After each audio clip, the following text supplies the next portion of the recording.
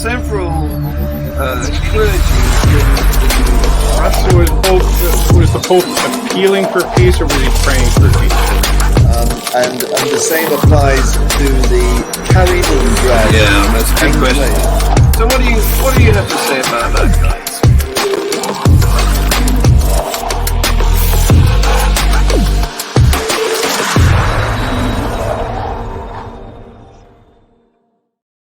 Good morning, afternoon, evening, wherever you are.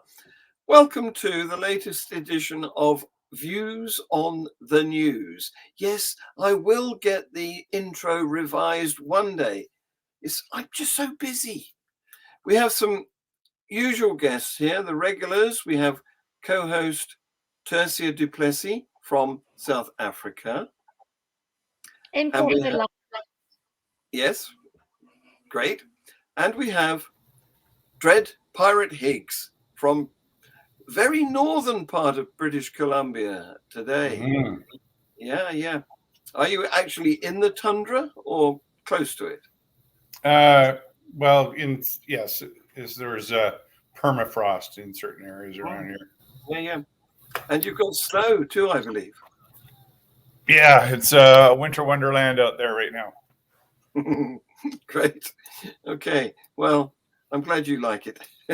No, I don't. Oh. I only do it for the money. Yeah. Okay, so here's the first item of news for you to respond to.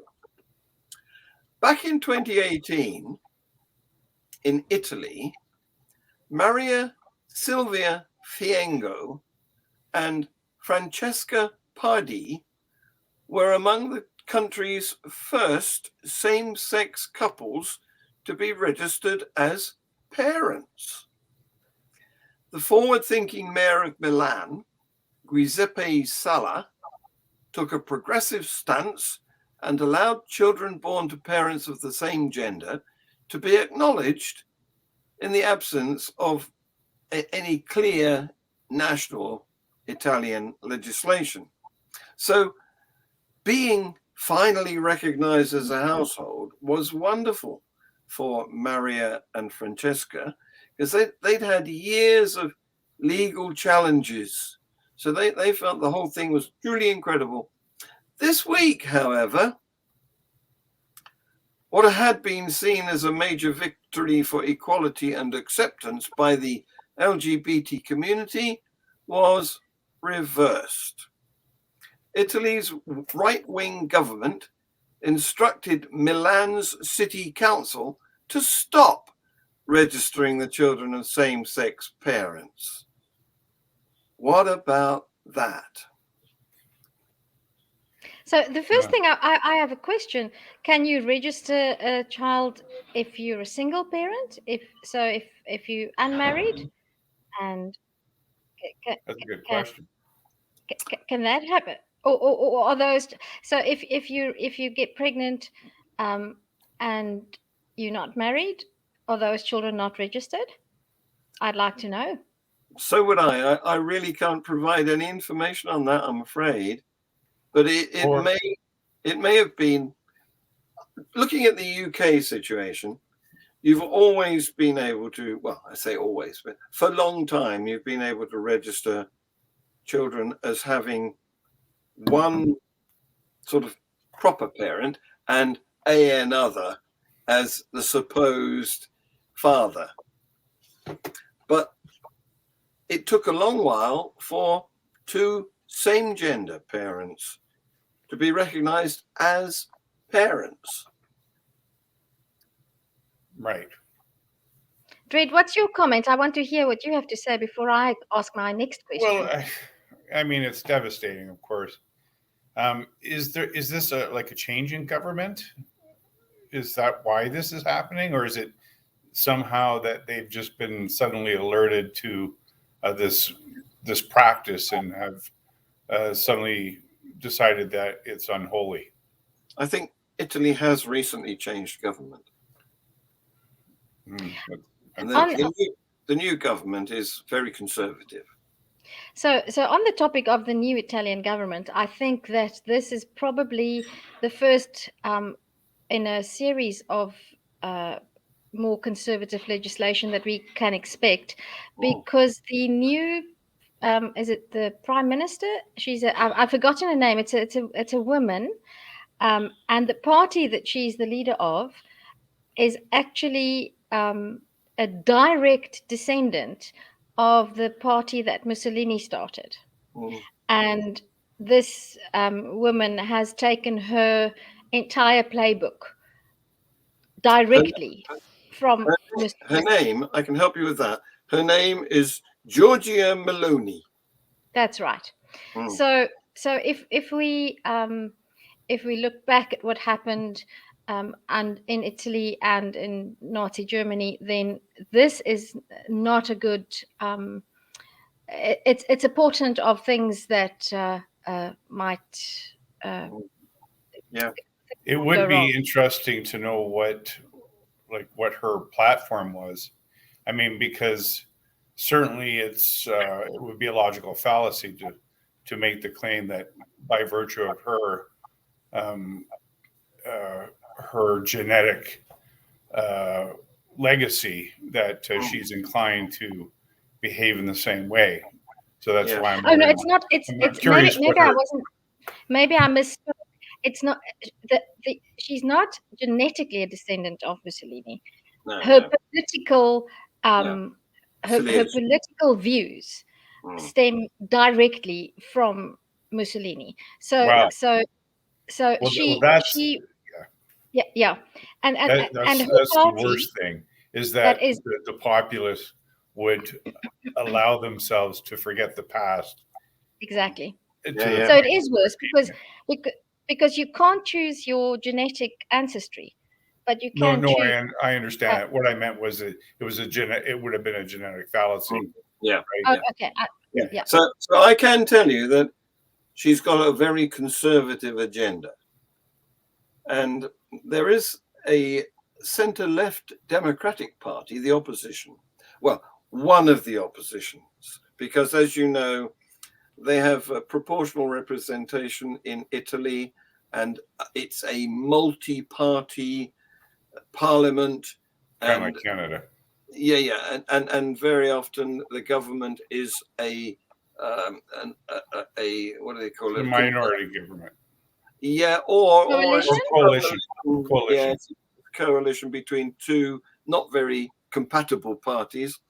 Anyway, the newly elected leader of the centre-left Democratic Party, Ellie Schlein, another woman leader, she said her message to the Prime Minister was not to discriminate against the daughters and sons of these wonderful families.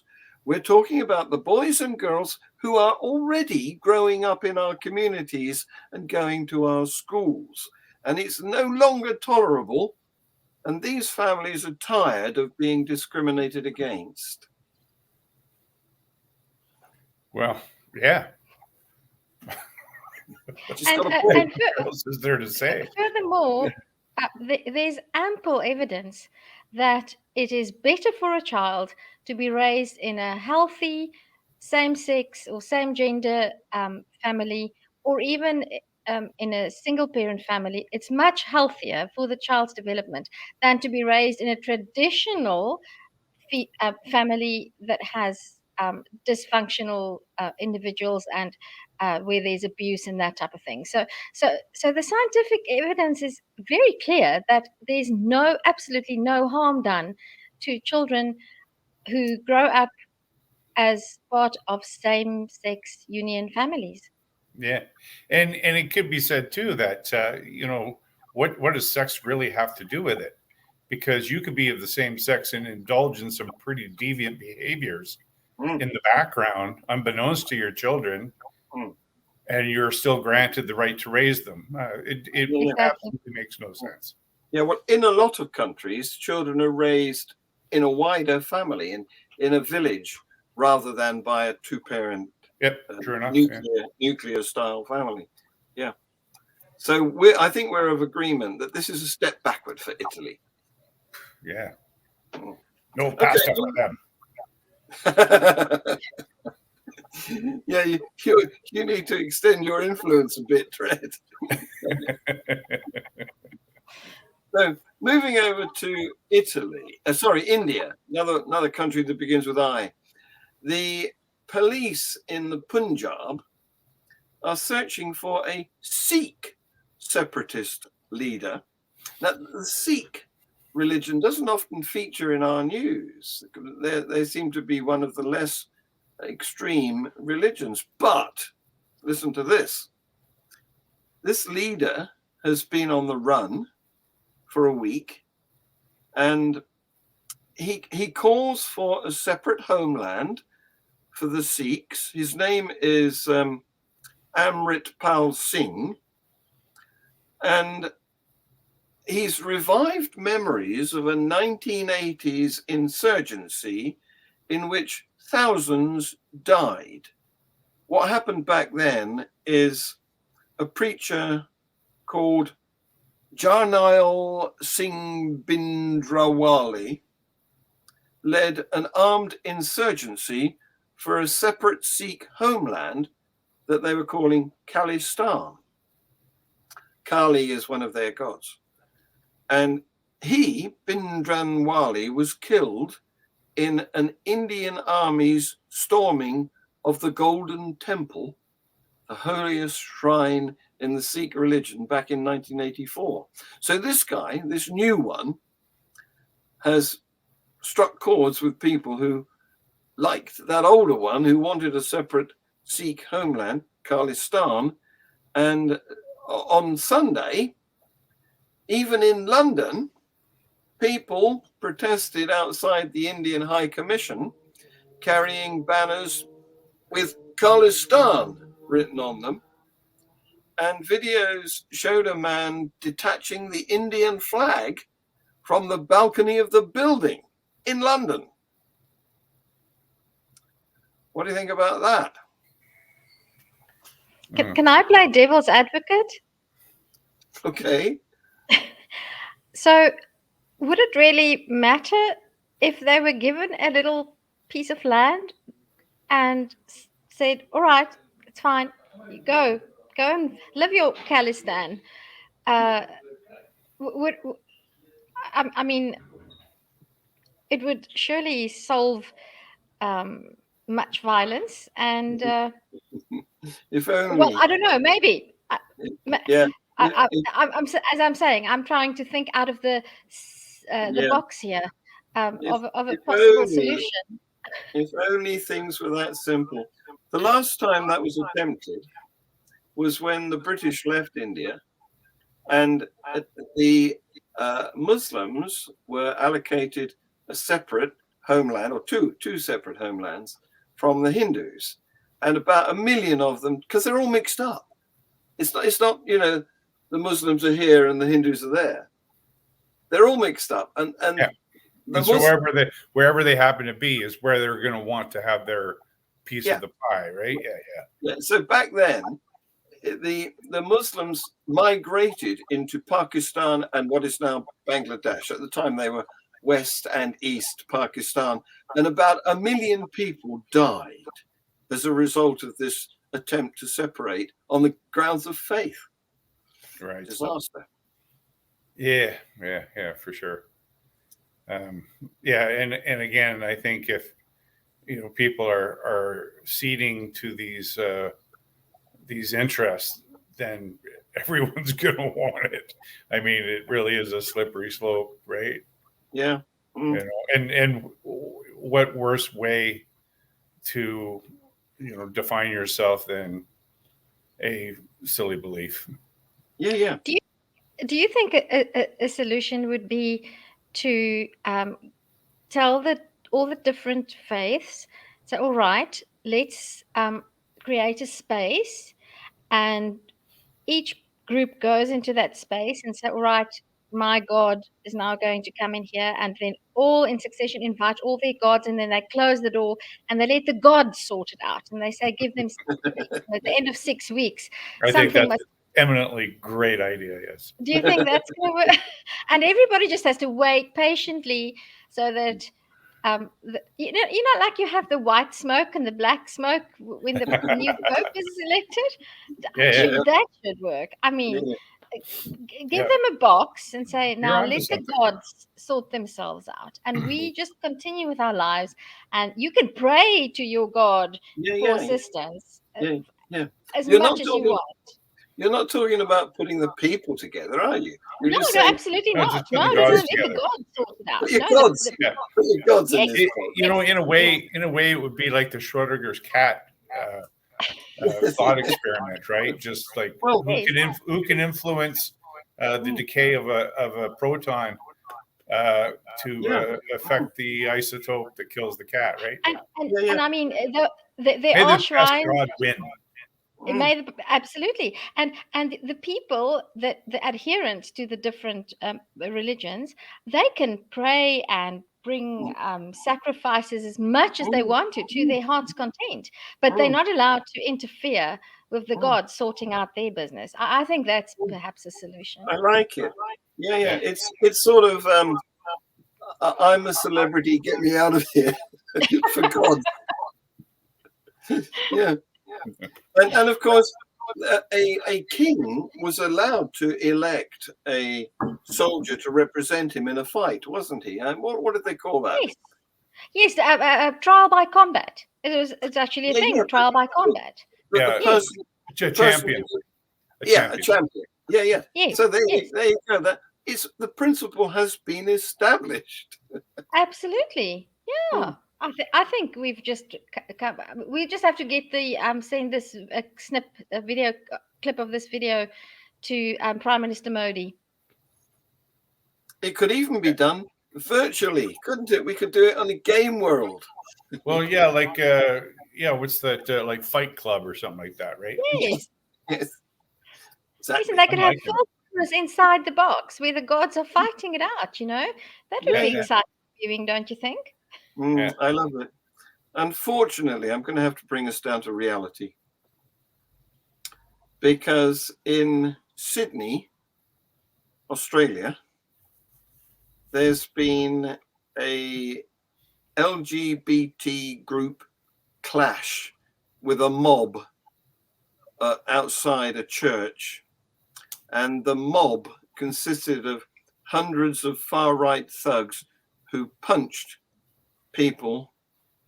The event in the church was attended by a right-wing politician, Mark Latham, and he was holding a meeting in this church to discuss religious freedom and parental rights.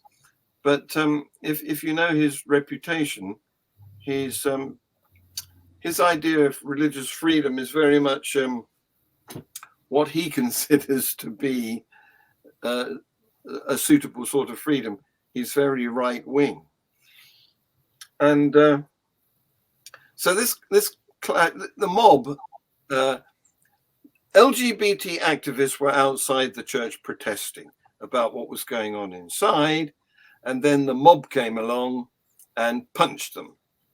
And the New South Wales police superintendent, a lady called Sheridan Waldau, said peaceful protesters were set upon by a mob of about 250 people outside the church in Belfield, southwest Sydney.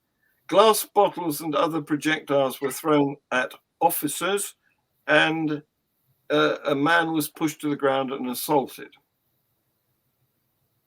Riot police were called in to disperse the crowd. 2 men were arrested and charged with encouraging crimes and common assault. She expects further arrests as police view footage of the incident.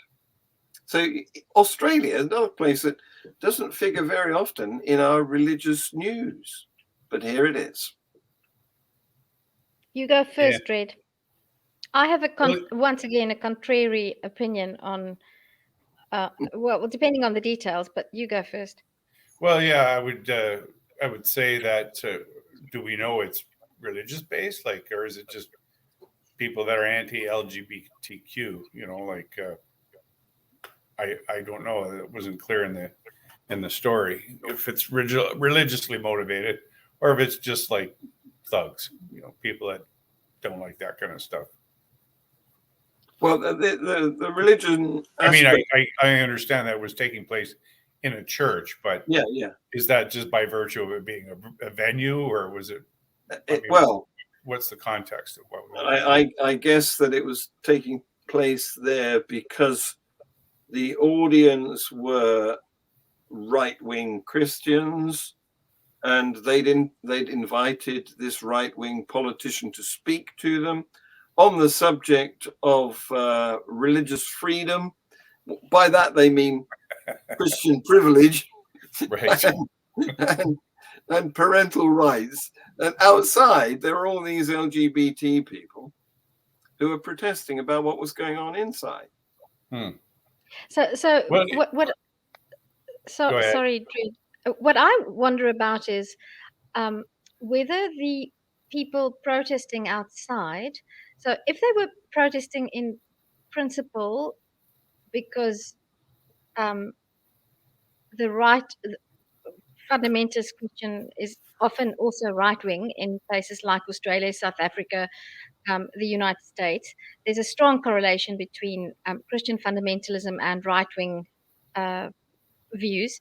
So if that's the reason they were protesting, and if they should, in the first place, in my opinion, be protesting about it should be an anti-religion protest, because what bothers me when LGBT people protest against churches, if you are a Christian and you're LGBTQ, then I don't think you have the right to protest the church's views on LGBTQ.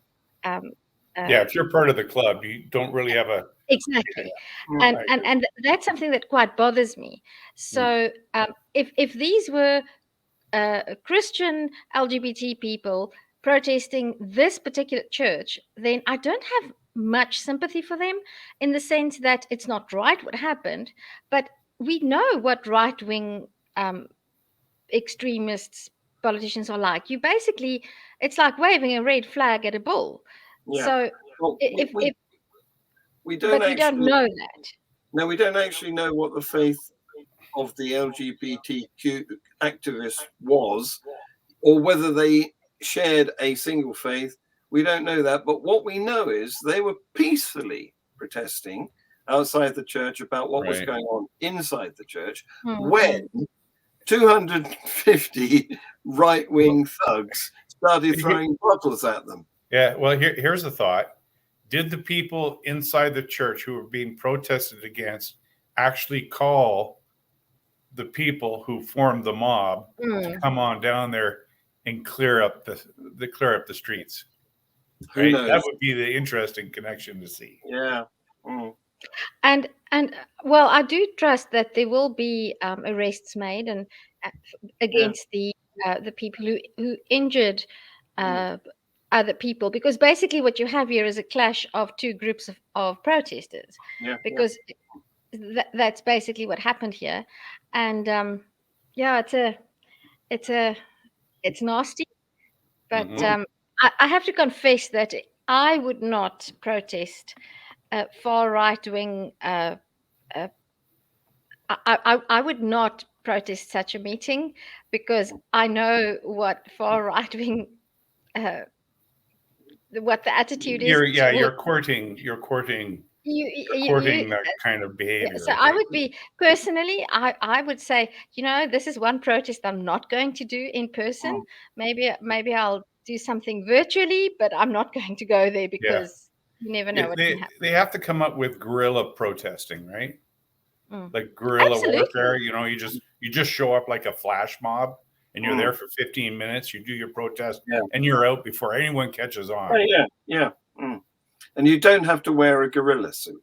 No. Right. Just colanders. Okay. Right. Well, now we're coming to Tersia, I have to say, your sound is excellent. Because you've often broken up on a cycle, but you've just been awesome. So good to hear. I'm glad. He's got a wonderful connection. Go there again, wherever you are. I'm plugged into the right space. I'm plugged into the left side. Yeah. Good, good, yeah. So that was Australia. Now we come to England. Well, England, that part of the UK. So we've had two horrific events in the last week, one in Birmingham and one in London, when men were leaving their mosque, having just been, receiving prayers and a service, whatever goes on in a mosque. And they were, first of all, engaged in conversation by somebody else who had been at the mosque with them, who then sprayed them with something and set fire to it. Ooh. So one man who was 82 was set alight in Ealing, and his name was, he was known locally as Mr. Hashi. He received hospital treatment for severe burns to his face and arms. And another one in Birmingham, Mohammed Rayaj, 70 years old, was set on fire and seriously injured. And somebody has been arrested. And it's Mohammed Abukar, 28, who lives in Birmingham.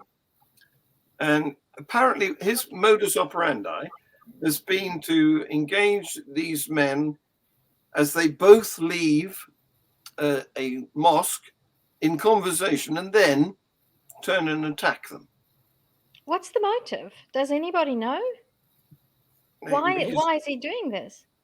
I don't know. We can speculate that he might be some sort of disaffected Muslim, but I can't think of many other Or he reasons. just has a mental illness. Yeah, that's possible too. Yeah. I mean, you think about that guy that, I think the Canadian there on the bus there, he just grabbed the person beside him and cut off his head. Yeah. People do some pretty weird things. Yeah. And it's pretty hard to fathom what the motivation is, right? The thing about this, though, is it's happened twice, and the process was the same. So the same person? Was it the same person, or was it? Yeah. Well, he's an arsonist, but he's a human arsonist, right? Yeah. It's not a building; it's a person. Yeah.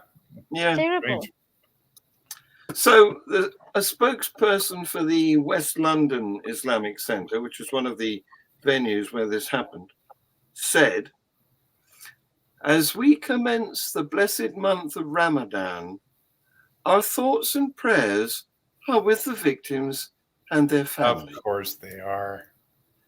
What good is that going to do? Yes, yeah. we know.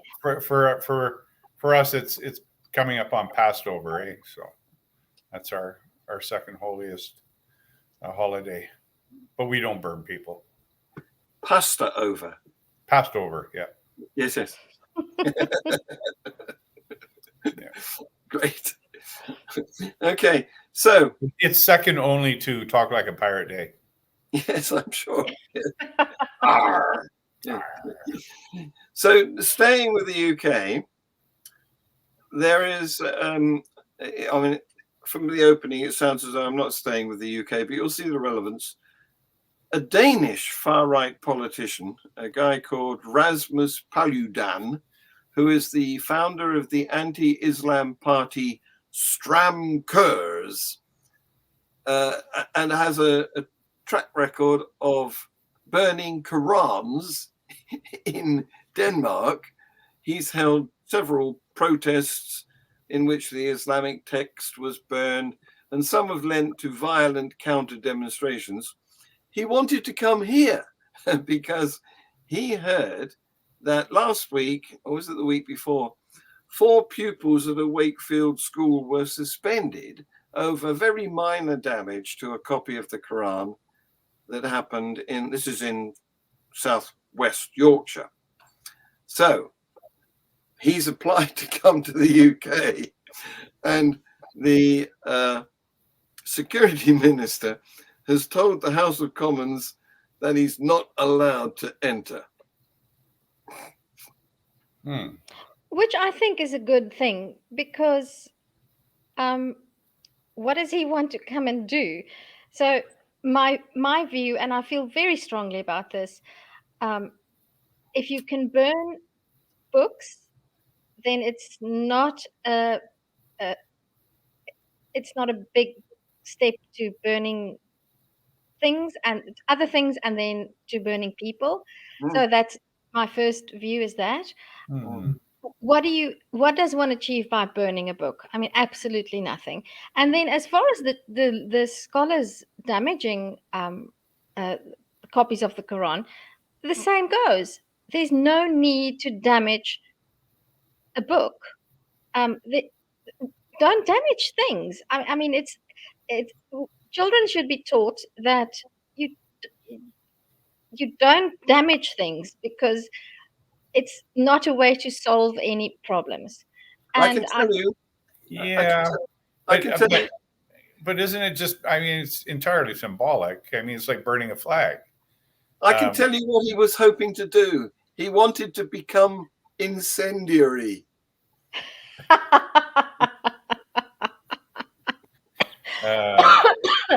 Yeah, well, but Dred, if you protest, if somebody's doing something wrong, so and you want to set the flag alight because you want to say, with this you're sending a message.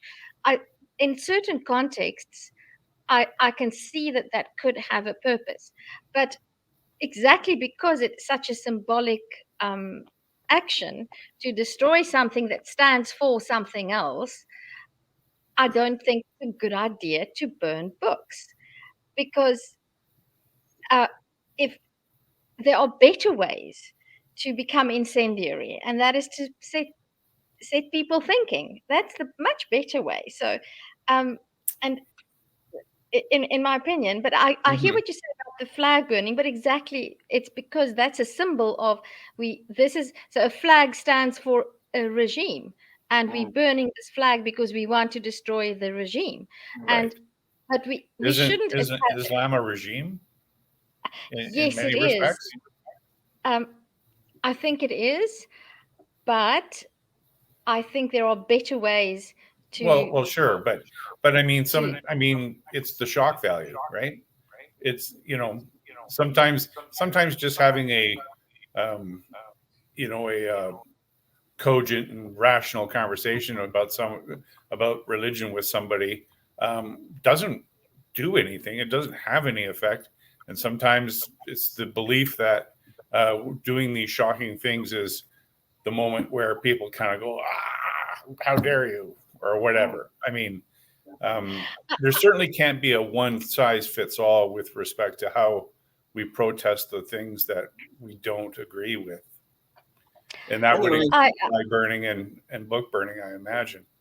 Anyway, our security minister, Mr. Tugendhat, said Mr. Paludan had been added to the UK's warning index. His travel to the United Kingdom would not be conducive with the public good, and he will not be allowed access. Yes.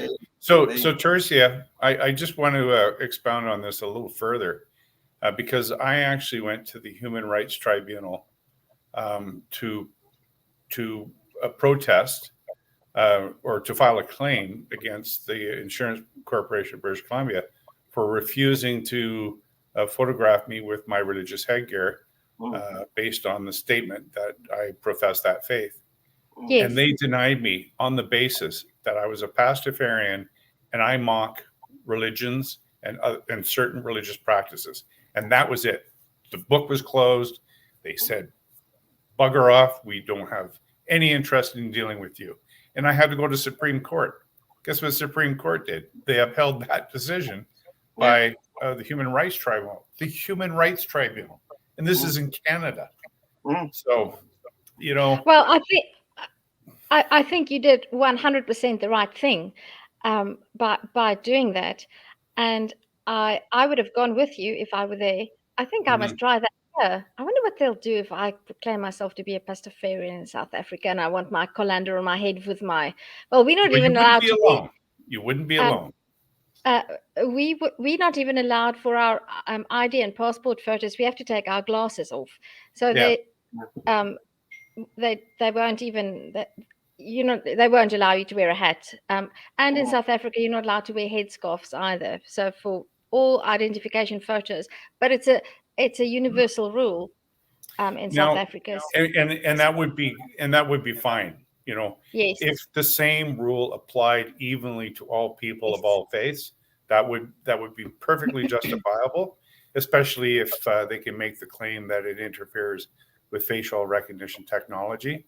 But the fact that here in Canada, at least, Sikhs and particularly Sikhs, they really Yeah, exactly. they're allowed, as are women with the niqab, the hijab, the burqa. In the case, of course, where it's a burqa, where it's completely covered off, they actually have to go into a separate room and just uncover enough in order to capture for the benefit of the facial recognition technology. But in all other cases, it is superfluous. You are being discriminated against. Yeah, absolutely. It's definitely so. But the Supreme Court upheld the case. I'd love to hear that story. Do you have well, it's moving away from. I am actually now going through the office of the ombudsperson. That office, of course, has only the power to recommend. It doesn't have the power to direct. But nevertheless, it raises the profile of what's really going on. And of course, what I'm arguing, and I'm sorry to take this off track, John, but that those institutions there's nothing in their mandate which gives them the right to make decisions about religiosity, period. It is not something they should be arguing against or for in any case, because if the object of what they're doing is to simply capture the likeness of a person sufficient to the technology of facial recognition, that's it. That's where it ends. If you want to wear a baseball cap or you want tattoos all over your face, if you want to say F you ICBC and have that on your forehead, what are they going to do about it? Right? So that's kind of the point. Keep plugging away, Fred. Anyway, we can't let America off today.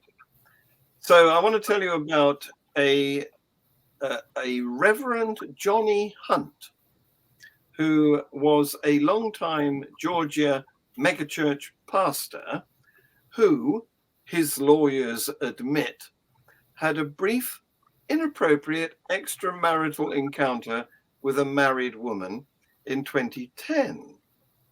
He claims that the incident was consensual and that it was a private matter, but it had been made public in a major 2022 report by the Southern Baptists organization, who he was by then the president of. So he is now suing them for defamation. Well, I did a little bit of research on Pastor Hunt, and he's a rags to riches story. So he has enough money. So let him sue them as much as he wants to. I mean, let them just have fun as much as they can. It's this self-implosion, right? Like, let them fight amongst themselves. Yeah. The bit I like best, listen to this. Some of the precise details are disputed, but at most, the encounter lasted only a few minutes, and it involved only kissing and some awkward fondling. So did God approve? Did God approve of the awkward fondling? Yeah. Or is he a Minuteman? Is that God now, or is it the pastor that we Minuteman. Anyway, in Wyoming, they've banned abortion pills. Yeah. That's not. And are doctors now in fear of some kind of legal reprisals if they facilitate or prescribe these pills, I suppose? Yeah. It's now illegal to prescribe or sell them in Wyoming. Yeah, I wonder if they're going to also put a ban on, coat hangers and other instruments. And condoms. What about condoms? They should then ban. Or bottles of gin, rumored to be a literally. Then you have. If you want to ban the abortion pill, then you have to. If you want to be consequent, you have to ban condoms.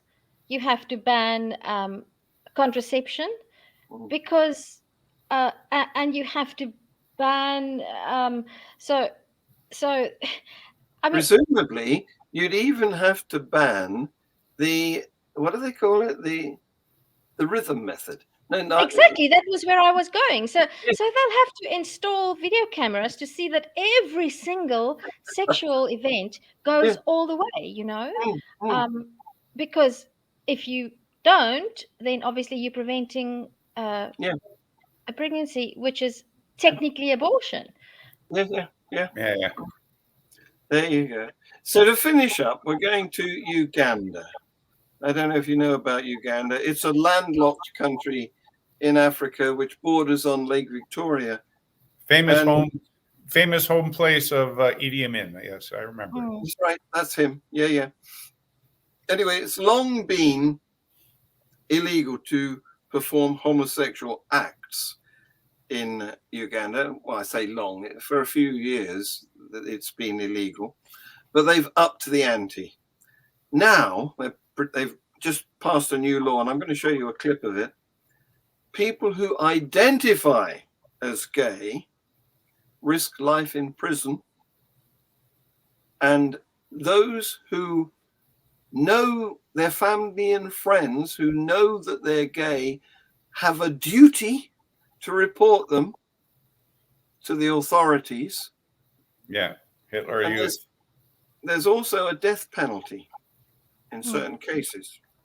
So, John, I can say before you show the clip that this has made quite it was quite prominent in the South African news, especially in view of the fact that the South African Anglican Church, just last week, it was reported on that they have not approved same-sex unions, but the bishop, Bishop Makgoba of the South African Anglican Church, is outspoken that he's pro homosexual relationships, and he's been in the news all this week about this this law. So one, if it can be called such, a good thing about this law in Uganda is it has really placed the spotlight on the discrimination that gay people in Africa in general still have to live with. And I think, as I say, if it can be called good, then that's the only good thing that has come out of this, because it's really a terrible situation. The reaction to it. Yeah. Okay, so I'm going to cut that clip as we're running out of time, really. And I want to finish with America, where this is another completely ludicrous item of news. West Texas A&M University President Walter Wendler cancelled a student drag show. Several campuses of students had got together, including members of the Secular Students Alliance, to organize this drag show. But the president, it was to raise funds for the LGBTQ plus suicide prevention hotline, but the president cancelled it, claiming that the art form, drag, is misogynistic, divisive, and void of human dignity.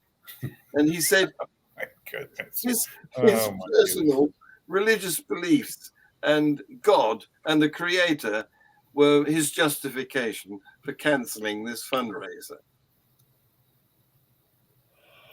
Well, it's almost as bad as the principal who was fired in Florida for showing a statue of Michelangelo's David to his students. I don't know if you know about that one, because it's also absolutely. I don't know if that's misogynistic or maybe it's homoeroticism. How shall we know? But Right. it's the same type of thing. It's just it's Yeah. difficult sometimes to take these things seriously. Is this maybe satire? Is the source The Onion or something? You know? Yeah, I don't know. Well, we have quite a lot of drag happens, entertainment in this country. And my favorite drag artist goes by the name of Cara Van Park.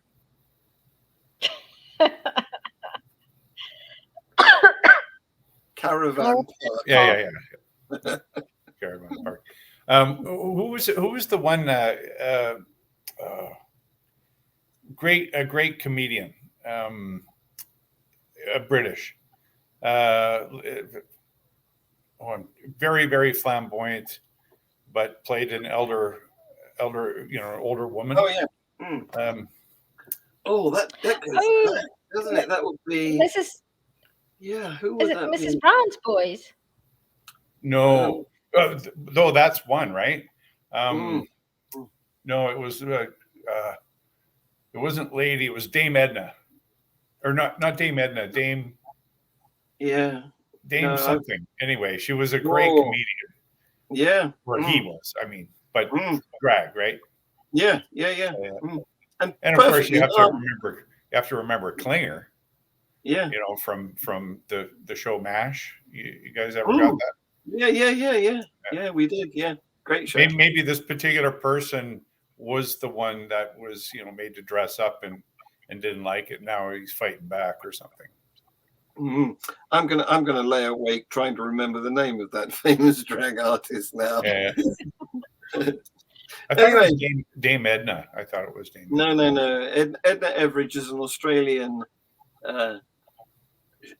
It's not played as drag.